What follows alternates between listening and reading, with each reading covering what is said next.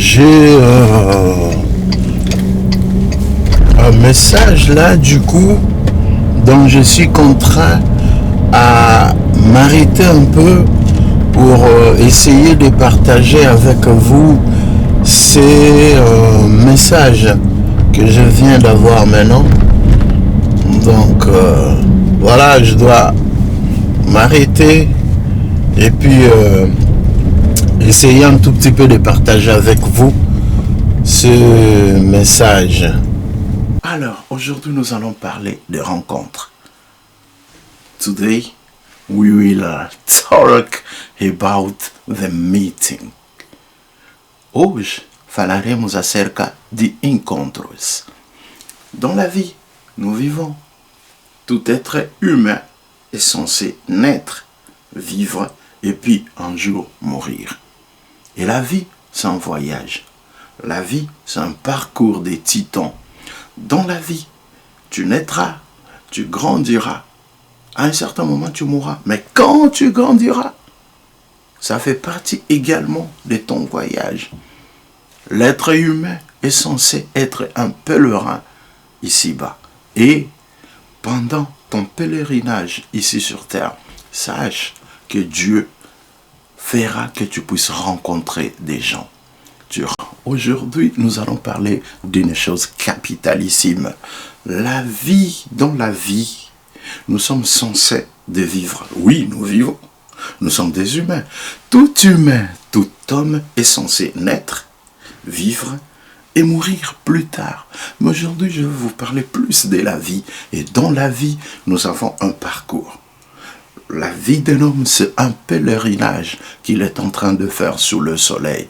Voilà pourquoi, pendant le pèlerinage que nous faisons sur la terre, nous sommes censés de rencontrer des gens. Je vais parler des rencontres.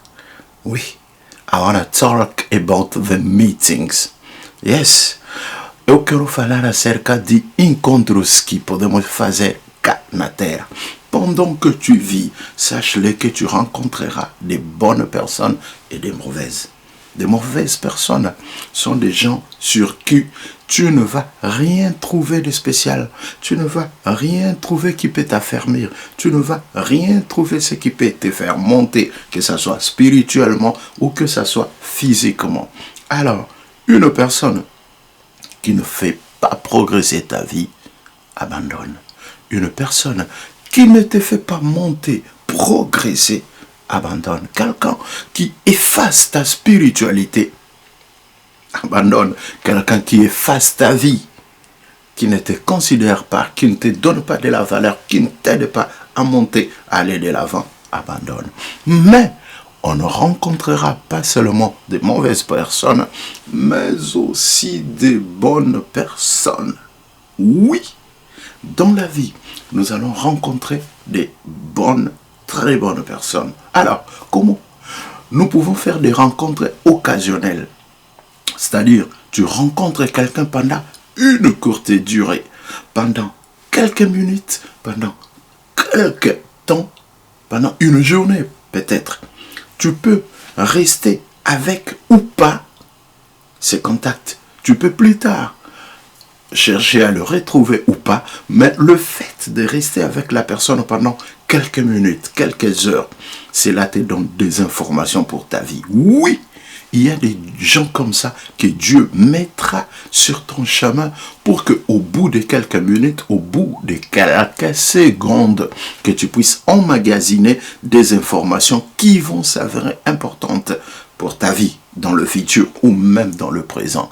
Je n'oublierai jamais ce monsieur que ma femme a croisé dans l'enceinte des droits dans Paris 20e. Cet homme a donné, a remis à ma femme une carte de visite et cela a aidé réellement ma femme à progresser dans tout ce qu'elle faisait. Oui, je vous dis, Dieu occasionnera des gens à vous fréquenter pendant quelques minutes, pendant quelques heures, tout simplement. Souvenez-vous, pour ceux qui sont chrétiens, dans la Bible, il y a un monsieur qu'on appelait Philippe. Dieu l'a envoyé dans le désert pour rencontrer un autre monsieur qu'on appelait l'eunuque éthiopien qui était ministre des finances en Éthiopie. Et le fait de ces deux personnes se croiser, c'était pour quelques heures peut-être. Pour quelques minutes, il lui a expliqué ce qu'il avait besoin. Il lui a donné des informations par rapport à ce qu'il ne comprenait pas. Et la vie de cet homme a été bouleversée. Vous connaissez l'histoire. Souvenez-vous d'Abraham.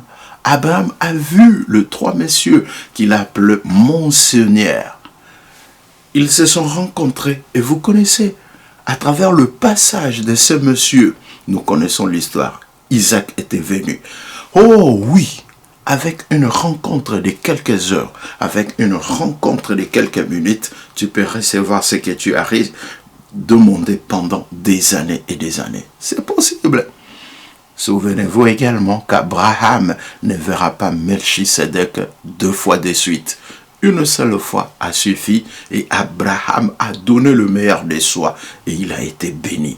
Que Dieu puisse te rencontrer avec le Melchisedec de ta vie. Ou Israël, il a voulu saisir l'ange de Dieu qui était venu les visiter. Et on connaît l'histoire. L'ange l'a cassé. Quand vous allez chercher à saisir une rencontre occasionnelle pour qu'elle puisse devenir permanente, sachez-le que ça va devenir ennuyant.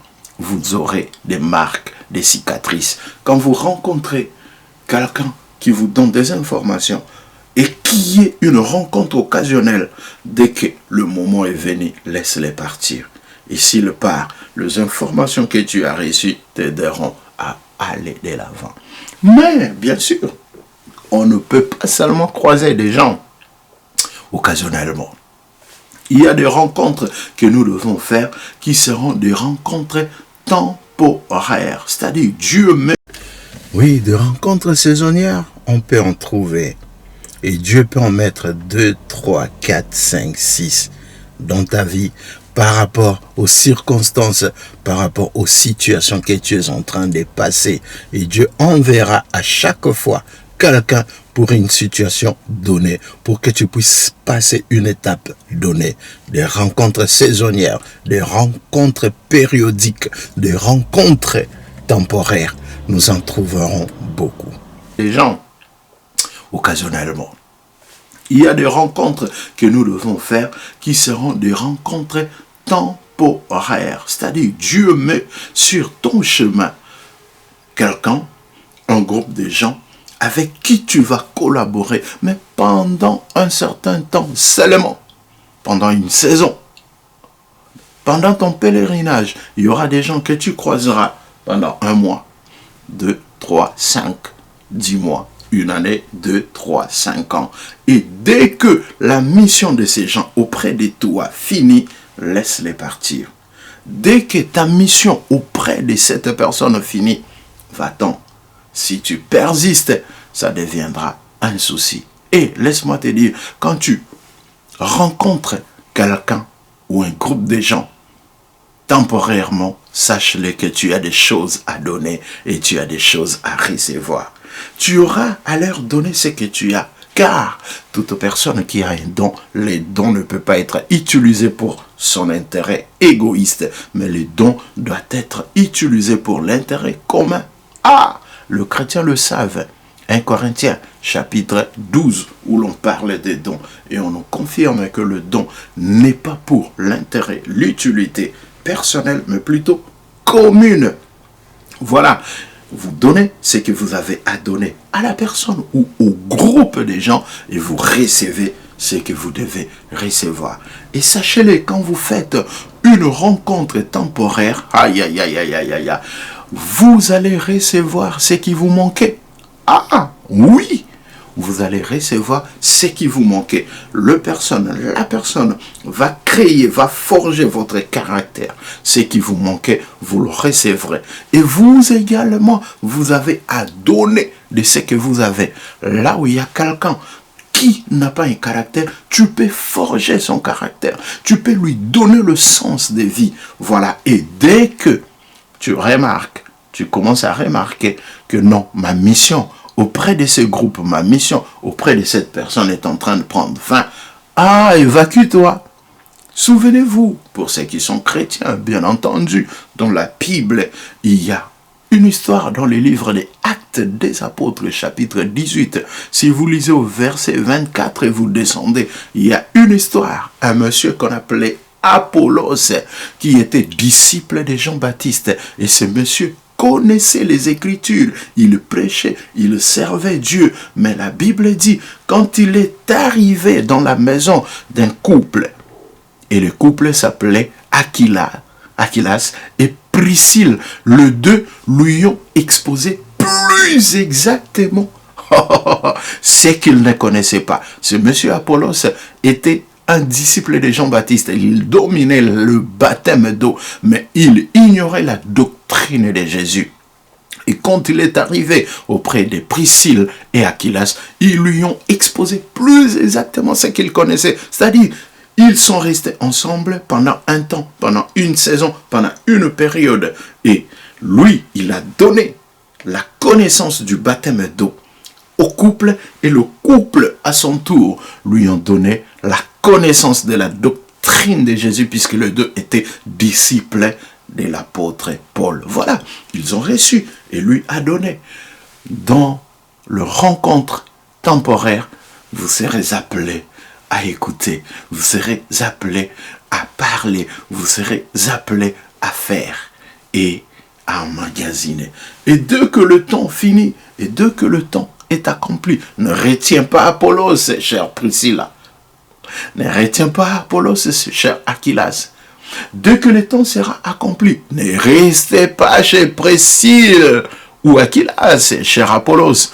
Continue ton chemin, car le chemin est long et tu as encore des rencontres à faire dans l'avenir. Et nous avons un troisième type de rencontres que nous faisons, ce sont les rencontres éternelles. Oh, yes, I love this, I like this. Les rencontres éternelles sont des rencontres que nous faisons avec nos âmes sœurs, c'est-à-dire quelqu'un avec qui tu es lié à vie. Même s'il arrivait à disparaître, tu seras avec lui. Comme Élisée dit à Élie, ton âme est vivante. L'Esprit de l'Éternel également est vivant. Je ne te laisserai jamais. Et voilà, même après la disparition d'Élie, Élisée était resté avec le manteau d'Élie. Ils étaient liés éternellement. Et l'esprit des miracles qui était sur Élie était déversé sur Élisée. Il y a des gens comme ça que nous appelons des âmes sœurs. Quelqu'un sur qui tu dois compter toute ta vie. Quelqu'un sur qui, même de près ou de loin, tu seras toujours attaché à lui. Quelqu'un qui peut être ton pasteur, qui peut être ton frère, qui peut être ta sœur, qui peut être ton ami. Voilà. Mais tu te sens lié à cette personne. Comme David a été lié à Jonathan, même après la mort de Jonathan, David a fait du bien à ses enfants. Voilà, c'est ça. Ce sont des rencontres éternelles, c'est-à-dire deux âmes sœurs dont la prédestinée vont se rencontrer. Et là-bas, vous verrez, l'autre travaillera pour l'autre. C'est-à-dire, lui, il travaille pour toi. Et toi, tu travailles pour lui. Tu considères son entreprise comme la tienne. Tu travailles pour le bénéfice de l'autre. Car tu comprends que c'est ton âme sœur. Il te donne ce que lui, il a. Et toi, en retour, tu lui donnes également ce que toi, tu as. Semblables. Deux noix d'arachide qui sont semblables. Vous serez comme ça. Car, dit-on, qui s'assemble, se ressemble. Il sera comme toi. Il s'habillera quelquefois comme toi. Il mangera ce que toi tu aimes manger. Et toi tu prendras ses goûts qui seront devenus le tien. Il se mettra à ta place le jour du fait. Quand tu seras devant un fait, quand tu seras devant un souci, un problème où tu ne vois pas une issue pour t'en sortir, il sera là. Il ne t'abandonnera jamais. Il sera là. Il luttera avec toi pour t'élever. Si tu tombes dans un trou, il ne te laissera pas. Il ne va pas passer outre. Il va te jeter un escabeau. Il va te jeter une corde pour que tu puisses monter. Il ne voudra pas te voir rester dans le mal. Oui, tu ne seras pas derrière lui. Ah, pour l'appeler à chaque fois sur téléphone. Allô, j'arrive pas à t'avoir sur téléphone. Allô, il voit tes appels mais ne répond pas. Non, il ne fera pas ça. Il ne sera pas derrière toi. Non, toi non plus, tu ne seras pas derrière lui, puisqu'il se présentera quand tu auras besoin de lui. Tu te présenteras chez lui quand lui également aura besoin de toi. Tu ne vas pas les visiter à 1000 reprises pour que l'amour puisse être réellement ressenti. Non, il se présentera quand tu auras besoin de lui. Et quand ça sera nécessaire, il va t'apporter son secours, son aide. Ton problème sera son problème également, car tu es une âme sœur pour lui. Ton problème, tes soucis, il priera pour toi. Il gênera pour toi. Il aura du souci à se faire quand tu ne vas pas bien. Il voudra non pas te perdre, mais il voudra toujours te garder avec lui. Oui, l'âme sœur, oui, ne voudra jamais te perdre. Puisque si il te perd, il perd ses repères. S'il te perd, il perd son caractère. S'il te perd, il perd ce qu'il a de tout précieux. Oh oui! Veux-tu que je te donne un conseil? Ne sois pas seul, ne sois pas isolé, fais des rencontres. Quelques rencontres, tu le provoqueras, tu parleras pour que la personne puisse se joindre à toi. Certains d'autres, ce sont les gens qui viendront à toi. Et quand quelqu'un s'approche de toi, n'aime pas des relations qui sont stériles, qui ne produisent absolument rien. Quand tu rencontres quelqu'un, derrière la rencontre, il doit y avoir des choses qui vont se produire. Si quelqu'un amène une relation stérile auprès de toi, essaye de t'effacer, essaye de t'éloigner. C'est logique, oui, c'est logique, c'est normal. Je ne gagne rien. Aujourd'hui, tout ce qui est relation est basé sur des intérêts, intérêts spirituels, intérêts physiques. Quand il n'y a aucune de tout cela, pouf, on se barre calmement. Mais aie également de bonnes relations avec des gens qui vont propulser ta vie pour que tu ailles de l'avant. Crée des relations avec des gens qui vont t'aimer, qui vont te conseiller. Quand tu auras des soucis, ils te diront, bien-aimé, je suis là, compte sur moi. Quand tu ne te conduis pas bien, ils te diront, cher ami, tu ne marches pas bien, reviens. Fais ça pour que tu puisses bien marcher. N'aime pas seulement les gens qui vont t'applaudir quand tu as quelque chose, qui vont courir derrière toi pour manger, pour boire, quand tu as des possibilités. Mais cours également derrière des gens qui vont te suivre puisque tu n'as rien, qui vont être avec toi pour partager des moments de difficulté. Oui, aie des amis. Oui, aie des amis. C'est bien. Mais aie un meilleur ami. Et le meilleur ami, il n'en existe qu'un seul. Moi, je l'ai trouvé. Le meilleur ami, c'est celui qui travaille pour toi. Le meilleur ami, c'est celui qui prie pour toi quand tu dors. Le meilleur ami, c'est celui qui projette des projets de bonheur et de paix pour ta vie.